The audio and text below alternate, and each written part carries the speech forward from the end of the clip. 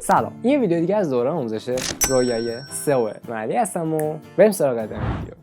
توی این ویدیو میخوایم راجع به این صحبت کنیم چجوری باید یک محتوای با ارزش که رتبه بندی میشه، یعنی راحت تر رتبه میگیره تو گوگل رو خلقش بکنیم. مثلا بهتون بگم ما دو تا موضوع شبیه این داریم، یعنی یه موضوع آموزش تولید محتوای سئو شده است، یکی آموزش تولید محتوا، یعنی کلا از صفر تا اون قسمتی که برمیگرده به بک کار. ببین سئو کردن محتوا یعنی توی محتوا آماده داری، یه محتوا تولید کردی، حالا میخوای سئوش بکنی. اما آموزش تولید محتوا مال قسمت قبلیشه، یعنی از اول بخوای محتوا آماده بکنی، یعنی یه موضوع انتخاب بکنی، نمیدونم از کجا تحقیق کنی، چیکار باید انجام بدی، چجوری محتوایی تولید بکنی که ارزشمند باشه برای گوگل. این از این قضیه. پس تو این ویدیو میخوایم راجع به تولید محتوای ارزشمند صحبت کنیم. برای اینکه شروعش کنیم بریم سراغ ویدیو. این ویدیو دو بخشه. اول از همه خودم یه سری نکات رو بهتون میگم، بعدش میریم روی منابع داخل کامپیوتر و روی کامپیوتر رو سایت‌های خارجی یا سایت‌های معتبر بررسی لازم رو انجام میدیم. بریم سراغ قدم اول. توی قدم اول شما باید یک موضوع برای خودتون انتخاب کنید. آقا من میخوام راجع به این موضوع برای کاربرم تولید محتوا بکنم. قدم اولمون میشه تحقیق کلمات کلیدی. یعنی توی اون موضوعی که دارید باید دقیقاً مشخص کنید. مثلا فرض کنید خرید کفش. خب اوکی، چه نوع کفشی؟ کلا کفش برای کاربر میخواید تولید محتوا انجام بدید؟ نه، من مثلا کفش بسکتبال میفروشم، پس راجع به کفش بسکتبال میخوام تولید محتوا رو انجام بدم. خب باید ببینم که کاربر چی سرچ میکنن، غیبت کفش بسکتبال، نمیدونم بهترین کفش بسکتبال، فلان فلان فلان.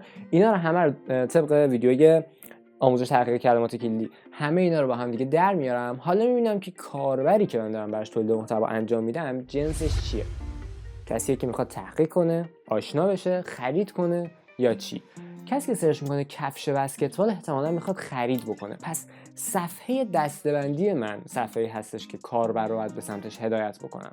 پس قیمت کفش بسکتبال میتونم روش مانور بدم و خود کفش بسکتبالم میتونم روش مانور بدم. خرید کفش بسکتبالم اوکیه. قطعاً کلمات دیگه هم با توجه به اون ویدیوی آموزش تحقیق کلمات کلیدی میتونید پیدا بکنید، اما این سه تا چیزی بود که گفتم از ذهنتون میتونید کمک بگیرید. چه قدم بعدی حتما باید اطمینان حاصل بفرمایید که محتوایی که شما تولید میکنید همراستای هدف مخاطب باشه. یادتونه توی قدم اول گفتم که تحقیق کلمات کلیدی انجام بدین. اگه شما راجع به بررسی کفش‌های بسکتبال محتوا تولید بکنید و بذاریدش توی صفحه دسته‌بندی کفش بسکتبال، عملاً هیچ وقت محتواتون رتبه نمیگیره. تولید محتوا کردین، اوکی، آفرین، ولی اسم ویدیو چیه؟ تولید محتوایی که رتبه بگیره.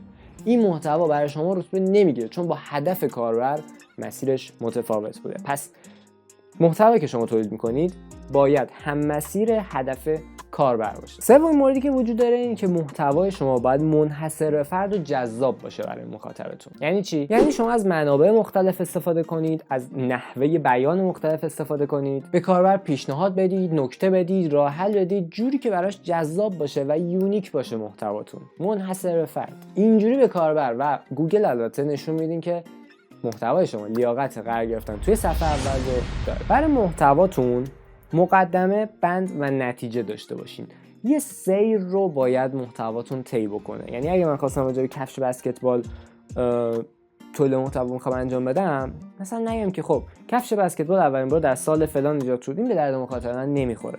مخاطب شما میخواد ببینه که خب خرید کفش بسکتبال احتمالاً چه نکاتی داخلش باید مورد بررسی قرار بگیره، مثلا جنسش چی باشه، نمیدونم اصل باشه، فرع باشه، این چیزا. مقدمه، بند، نتیجه. یه سری تگ H1 یه تگ H1 برای خودتون انتخاب کنید، یه سری تگ H2 انتخاب کنید، زیر بخش داشته باشه هر کدوم و مخاطب رو به هدف خودش برسونه. حالا ممکن محتوای شما راجع به راهنمای خرید کفش بسکتبال باشه، اون بحثش جدا میشه. توی مثلا یه صفحه فرود باید بررسی بشه، تو صفحه دسته‌بندی باید بررسی بشه، تو اونم همینطور. آقا خواستیم کفش بسکتبال بخریم، بودجه‌مون رو چجوری تعیین کنیم، نمیدونم به چه نکاتی باید توجه کنیم، جنس چی باشه، فلان فلان، این موارد. پس سیر رو داشته باشه محتوای شما. مورد بعدی برمیگرده به ساختار اصلی وبسایتتون. وبسایتتون باید برای کار کردن داخل گوشی هم مناسب باشه. الان خیلی از کاربرا به جای کامپیوتر از گوشی استفاده میکنن برای سرچ کردن. این خیلی مهمه که محتوای شما برای گوشی هم بهینه باشه. مورد بعدی، تولید محتوا همین الان تمام نشده. بعد از اینکه محتواتون منتشر شد، بروز کردن این محتوا با اطلاعات جدیدم خودش قسمتی از سیر تولید محتوا. خیلی خب، اگه این نکات رو فهمیدید بریم تو کامپیوتر برای اینکه نکات اونجا هم داشته باشیمشون و برمیگردیم و جمع‌بندی می‌کنم براتون. خب عنوان اصلی این آموزش Crafting High Quality Content That Ranks هستش. پس ساختن محتوای با کیفیت که رتبه میگیره.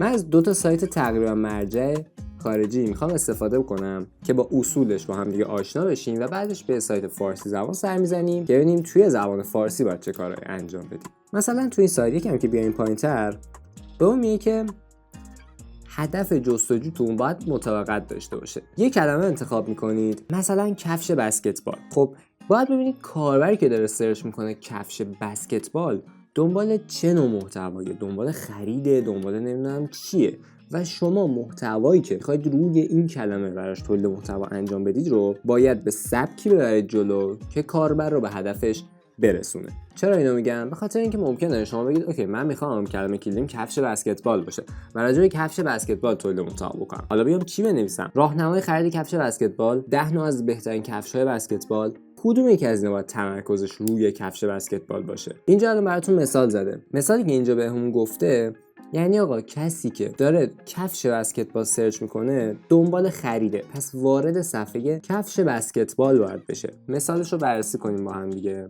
تو فارسی من سرچش میکنم، نگاه کنید صفحه دسته‌بندی قیمت کفش بسکتبال، این هم همینطور. میبینید دقیقاً تو فارسی انگلیسی همونه. صفحه‌ای که وارد شده برای من کفشای بسکتبال آورده. نگفته کفش بسکتبال چیه، نگفته راهنمای خرید کفش بسکتبال، نگفته 10 تا از بهترین کفشای بسکتبال. میبینید صفحه دسته‌بندی رو برای من آورده. صفحه‌ای که از سمت راستش میتونید امتحان کنید.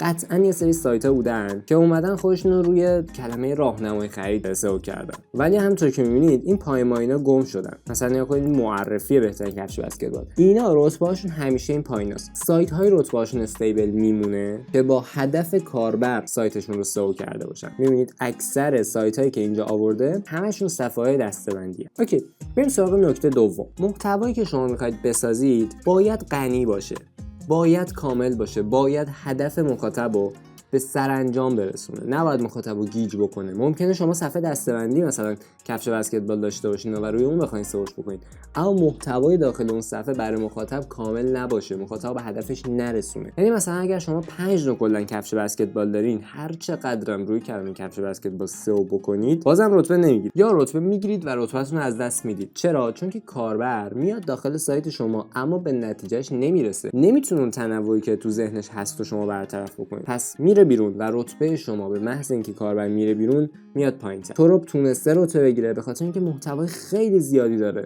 کاربر 10 دقیقه اینجا 20 دقیقه اینجا میگرده تا به خواسته دلش برسه. اما تو سایت شما که کلا 10 نوع کفش بسکتبال هست، 5 نوع کفش بسکتبال هست، 2-3 دقیقه میمونه و خارج، و اینجا یه امتیاز مثبت برای تورپه و یه امتیاز منفی برای شما. همینطور این و تنوع محصولاتشو نگاه کنید، 581 محصول داره. حالا اگر شما 5 مدل داشته باشین میخوان با این سایت رقابت بکنید. خب تا اینجا ویدیو چطور بود؟ اگر از ویدیو خوشت اومد خوشحالم که لایکش کنی. معلی هم اینجا کانال ایستیم دو هست، تو این کانال مباحث تخصصی‌تر مثل آموزش نرم افزارا و زبان‌های برنامه‌نویسی می‌پردازیم و همینطور این دوره آموزشی سئو هم داره داخل این کانال پخش میشه. پس از این دکمه کنید کانال رو سابسکرایب کنید که ویدیوهای جدید رو از دست ندید. بدون معطلی بریم سراغ ادامه ویدیو.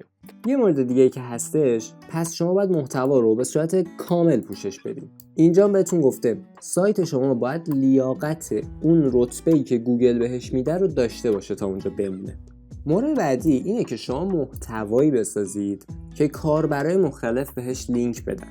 مثلا سایت زومیت، وقتی من میزنم مقایسه گوشی A52 مثلا، احتمالا سایت زومیت میاد اینهاش. خب اگه من یه سایت دیگه داشته باشم و بخوام توی یکی از خط‌ها بنویسم مقایسه گوشی A52 با فلان چیز رو در کجا میتونید ببینید، قاعدتاً اولین چیزی که به ذهنم میرسه که سایت زومیت دیگه. پس سایت زومیت تونسته محتوایی تولید بکنه که من کاربر وقتی دنبال این مقایسه بودم لینکش میدم به سایت زومیت. پس زومیت محتوایی ساخته که کاربرا بهش لینک میدن. یا مثلا اگه اینجا بررسی باشه، اگه من یه کاربر باشم و بخوام برای دوستم بررسی A52 میفرستم از سایت زومیت بهش لینک میدم. چرا؟ چون بهش اعتماد دارم، میدونم محتواش کامله و فلان. پس شما باید محتوایی بسازین که این پتانسیل رو داشته باشه که کاربرا شما رو به عنوان مرجع بشناسن و بهتون لینک بدن. علاوه بر اینکه البته شما بعد از اینکه محتواتون رو ساختین باید بک لینک بخرین، ریپورتاج برین، نمیدونم فلان برین. اینا رو تو ویدیو بعدی بررسی می‌کنیم. ولی فعلا راجع به خود تولید محتوا داریم صحبت می‌کنیم. اینقدر باید غنی باشه که کاربرا شما رو لایق بدونن که بهتون لینک بدن. موضوع بعدی اینه که محتوایی که میسازید برای کاربر خوندنش باید آسون باشه. اینجا یه اصطلاح استفاده کرده ASMR. این ASMR اون ASMR نیست، ولی خب از قصد شبیهش گفته چون جذاب باشه و تو ذهنتون بمونه. توی قدم اول بهتون گفته که آقا از اینا استفاده کنید. اینا چیه؟ گفته یادداشت بنویسید، نمیدونم یه سری المان استفاده کنید، نقل قول استفاده کنید. حتی نگاه کنید همین بخشی که اینجا اینو آورده یه نوع یادداشت دیگه. نکنید با باقی محتوا فرق می‌کنه. اصطلاحاً وقتی من دارم این محتوا رو میخونم، اینا بالاخره یه محتواست دیگه. وقتی من اینو دارم میخونم چشمم خسته نمیشه، چون عکس داره، متن داره، دوباره عکس داره، متن داره، هدینگ داره، یه متن کوچیک داره و اومده از این استفاده کرده. چشمم دائما در حال دیدن تنوع. توی قدم بعد گفته که از جملات کوتاه و پاراگراف‌های کوتاه استفاده کنید. می‌بینید اینا خودش هم جملاتش کوتاه، پاراگرافاش کوتاه، چشم من خسته نمیشه، پس خوندنش بر من آسونه. گفته از مولتی مدیا استفاده کنید، ویدیو، عکس، گیف. اینم همینطور دقیقاً هر چند خطی بار یه عکس استفاده کرده. پس نشون میده محتوای خودش هم استاندارده. میگه وقتی که محتواتون رو نوشتین خودتون یه بار با صدای بلند بر خودتون بخونیدش. ببینید کجاهاش گیر و گور داره که میتونید اونها رو برطرف کنید و محتواتون بهتر بشه. شماره 5 میگه به زبان مخاطبای خودتون صحبت کنید. خیلی فرق میکنه که شما کجا دارید محتوا می‌نویسید. تو یوتیوبی، تو اینستاگرامی، تو سایتی، تو سوشال مدیایی، تو توییترید، تو مثلا استک اوورفلوید، تو فیسبوکید، کجا هستید؟ با همون زبونی صحبت کنید که اون جامعه اون زبونو بیشتر قبول داره. مورد بعدی میگه که همون جوری که صحبت میکنید بنویسید. الان من چجوری دارم با شما صحبت میکنم؟ رسمی دارم صحبت میکنم؟ نه، خیلی صمیمیه. اگر می‌خواستم رسمی صحبت کنم اینجوری میشد: آنگونه که در روزمره صحبت میکردید با مخاطب‌های خود صحبت کنید. نه، اونجوری که تو روزمره صحبت میکنید با مخاطباتون صحبت کنید. ببین تفاوت این دو تا چقدره. مخاطب وقتی شما باش صمیمی باشید با شما راحت تره. البته بازم ربط داره که کجا هستین، اما همون جوری که تو اون جمع صحبت میکنید تو همون جمع هم به صورت مجازی باید محتواتون رو بنویسید. مورد بعدی میگه آقا شما یه تغییری، یه یونیک بودنی توی محتوای خودتون باید داشته باشین. یه یکتا بودنی باید تو محتوای خودتون داشته باشین. درسته که خیلی مهمه که هدف کاربر رو باید برطرف بکنید، یعنی باید کاربر رو به هدف خودش برسونید. اما اگر همه سایت‌هایی که راجع به اون حوزه تولید محتوا کردن به یه شیوه کاربر به هدف خودشون برسونن، دیگه شما غنی نیستین، دیگه خاص نیستین. میگه که اگر محتوای شما شبیه بقیه باشه، کاربر هیچ دلیلی نداره که شما رو هم بخونه. یادتونه بالاتر راجع به لینک دادن به شما استفاده کردین. کاربر زمانی بقیه رو به شما ارجاع میده که شما یونیک باشین، نه اینکه مثل بقیه عادی باشین. و اینکه اگر محتوای شما توی صفحه نتایج متمایز نباشه از بقیه، کاربر دلیلی نداره که رو شما کلیک بکنه. مورد بعدی به اون که از روش هرم برعکس استفاده کنید. هرم برعکس یعنی چی اینجا؟ ببینید سریع باید سراغ اصل مطلب. وقتی کاربر یه چیزو سرچ کرده، یه پرسشی رو سرچ کرده، نباید تازه براش بیاد بشینید داستان حسین کرد شب سری بگید. باید صاف برید سراغ اصل مطلب و راجع به اصل قضیه باش صحبت بکنید. و در انتها بیاید بپردازید که آره موارد دیگه هم هستش که شما مثلا باید اطلاع داشته باشین و این مورد. پس اول از همه به چیزی باید بپردازین که نیاز کاربر بدونه و بعد از اون به موارد دیگه بپردازیم که بهتر کاربر بدونه. مثلا توی قسمت بررسی مشخصات گوشی فلان اگه بیاد بگه آره نمیدونم سامسونگ فلان هستش، نمیدونم اینجوریه اونجوریه، گوشیاش مثلا از این سال اینجوری شد اونجوری شد، نه، صاف اومده گفته بررسی ویدیویی، بعدش اومده نمیدونم مقایسهشون کرده، اومده بررسی دیگه‌شون رو گفته، میبینید چقدر طولانی. و در انتها احتمالاً اگه نکته دیگه‌ای بوده اومده اضافه کرده. جنبندی نکات مثبتش و منفیش اومده در انتها اضافه کرده. پس این خیلی مهمه که کاربر رو سریع به هدف خودش برسونید. مورد بعدی استفاده کردن از تیبل آف کانتنت یا فهرست مطالبه. مثلا اینجا نگاه کنید، می‌بینید همین اول یه فهرست آورده و این خیلی خوبه. کاربر با کلیتش آشنا میشه. تازه اگه این فهرست قابلیت جمع شدن هم داشت خیلی بهتر بود که کاربر اگه نیازش داشت بازش بکنه یا اگر نیازش نداشت ببندتش. مورد بعدی تگ تایتلمونه. تگ تایتل یعنی چی؟ ببین چیزی که اینجا هستش تایتل صفحه ما. شما از این نباید غافل بشین. اصلی ترین چیزی که به کاربر نشون میده تو این صفحه قراره با چی روبرو بشه این عنوانیه که اینجا میبینیدش. پس کلمات جذاب انتخاب کنید و مواردی که میخواین راجعش تولید محتوا کنید رو تا جایی که میتونید اونجا به صورت جذاب بهشون اشاره کنید. یادتونه بالاتر گفته بود از نقل قول استفاده کنید. ببینید الان اینجا خودش نقل قول استفاده کرد و این خب باعث میشه که مخاطب کمتر اذیت بشه و بیشتر براش جذاب باشه. مورد بعدی اینه که به کاربر معتبر بودن خودتون رو نشون بدید. میتونید برای این کار ازش ایده اونم بپرسین. اگه مثلا توی این صفحه بررسی محتوای شما یونیکه و دقیق هست و خودتون مطمئنین، مثلا انتهاش بپرسین که خب به نظر شما چه نکته‌ای داخل این مقایسه جا افتاده بود، یا مثلا میبینی مقاله رو دوست داشتی، نظر تو چی بودش؟ و کاربرا بیان نظرشون رو بگن، همونطوری که اینجا نظرشون رو گفتن. خیلی خب بریم سراغ نکته بعدی. گفته که آقا به کاربراتون چیزی رو بدین که میخوان، موضوعتون رو کامل، همون فولی که بهتون گفتم اینجا فول داشتش اینها. گفته که به صورت کامل پوشش بدین، اینم دقیقاً همین گفته. محتوای غنی و با ارزش ارائه بدین. یه نکته خیلی مهم، البته به تولید محتوا ربط نداره ولی میگه هر کاری میکنید اوکی، ولی مداوم تولید محتوا کنید. واقعا این نکته خیلی مهمیه. منظم و مداوم تولید محتوا کنید. اورجینال باشین، با مخاطب تعاملی رفتار کنین و اینا. دقیق باشین، برای خودتون یه ساختار استاندارد داشته باشین. ساختار نکته خیلی مهمیه که توی ویدیوهای قبلی راجعش صحبت کردیم، اینکه ساختار محتوای سایت ما چی باید باشه. بعدش میگه آقا زمانی محتوایی که ساختین رو تبلیغ کنین که خودتون بهش مطمئنین که کامله و راه حل برای مخاطب ارائه میدید. و اگه بخوایم به محتوای فارسی هم نگاهی بندازیم، خیلی نکات خوبی رو گفته. آقا اولین چیزی که مهمه اینه که شما باید یک تیم حرفه‌ای برای تولید محتوای سایت خودتون داشته باشین. اگر شما سئو کارید، احتمالا خودتون هم نمیتونید تولید محتوا انجام بدید. نه که نتونید یا مهارتشو نداشته باشین، تمرکزتون رو تولید محتوا نباید باشه. اگر باشه از اون بخش سئوش یه مقدار کم میشه. یا اینکه شما باید هم مسئولیت سئو رو داشته باشین، هم تولید محتوا، یعنی قراردادتون بر این اساس باشه و انتظار کار خفن و شاقی نداشته باشه که مثلا آقا تو هفته شما 50 تا محتوا تولید کنین، همزمان همشون سئو بکنین. نه، یه چیز معقول. اگه قرار باشه من 10 تا محتوا رو تو هفته سئو بکنم، نمیتونم 10 تا محتوا هم تولید بکنم. نهایتا 3 تا محتوا تولید بکنم، 5 تا محتوا هم سئوش بکنم. پس اگر شما صاحب کسب و کار هستین یا اگر سئو کار هستین، تولید محتوا رو بهتر خودتون انجام ندین یا اینکه یک تیم حرفه‌ای برای خودتون جمع آوری بکنید. اینم دقیقاً گفته. بعضی کسب و کارهای کوچیک فکر می‌کنن که یه نفر برای محتوا کافیه، پس استرس بیش از حدش و کاهش ایده. پس باید تیم داشته باشین. مورد بعدی میگه که شما باید برای تولید محتواتون استراتژی داشته باشین. حرفی که توی ویدیوی تحقیق کلمات کلیدی زدم. شما وقتی تحقیق کلمات کلیدی رو به سبکی که من گفتم انجام میدین، ناخودآگاه میرید به سمتی که برای کسب و کارتون و برای تولید محتوا توی کسب و کارتون استراتژی بدید. تحقیق کلمات کلیدی رو انجام بدید. اگه میخواین راجع به موضوعی تصمیم گرفتین که تولید محتوا کنید، برید ببینید کاربرا چی بیشتر اونجا سرچ میکنن و تمرکز تولید محتواتون رو بذارید روی برطرف کردن نیاز کاربر. دیگه داره اینا رو میبره به سمت نکات سئو شده. من نمیخوام زیاد توی این ویدیو نکات سئوش بپردازم. میخوام بیشتر راجع به غنی بودن محتوا صحبت بکنم. گفته باید با نیاز مخاطبتون تولید محتوا انجام بدید. باید مخاطباتون رو شناسایی بکنید. کلمه یا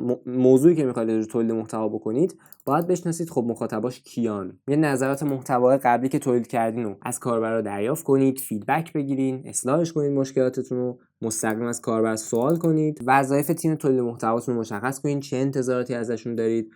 ساختار محتوای سایتتون باید خیلی دقیق طراحی شده باشه، همونطور که گفتم، تعامل با مخاطب و این موارد. پس مسیر تولید محتوای شما اولین قدمش این بود: ایده، تحقیق کلمات کلیدی، بعدش برم از منابع مختلف، از سایت‌های خارجی، از منابع مرجع، از علمی که خودم دارم، ترکیب همه اینا یه محتوای یونیک تولید بکنم توی قالبی که یک ساختار داشته باشه، یه سیری داشته باشه، یه سفری داشته باشه، مقدمه بعد نتیجه، و مخاطب رو به هدف خودش برسونه. پس من باید هدف مخاطب رو هم شناسایی بکنم. بعد از اینکه همه این موارد انجام شد، برای مخاطب بتونم محتوای بروز شده بیارم. یعنی سری بعدی که خواستم محتوا رو بروزش بکنم، برم از منابع غنی دوباره به محتوای خودم اضافه بکنم. اینجوری موضوع شما هم برای گوگل همیشه سبزه. ترکیب محتوایی که داخل این ویدیو بهتون گفتم به همراه ویدیویی که راجع به آموزش سئو کردن محتوا هستش میتونه بهتر کنه کسب و کارتون رو. حتما این ویدیو رو هر دفعه که خواستین تولید محتوا انجام بدید حداقل 2-3 دفعه اولش ببینید، با توجه به نکات این ویدیو محتواتون رو تولید بکنید و ازش استفاده کنید. توی ویدیویی که لینکش این بالا براتون میاد آموزش تحقیق کلمات کلیدی رو گفتم و این ویدیو هم که لینکش اینجا براتون میاد راجع به تولید محتوای سئو شده صحبت کردم. اگه این ویدیو براتون مفید بود حتما لایکش کن، از این دکمه پایین کانال سابسکرایب کن و ویدیو بعدی میبینمت. فعلا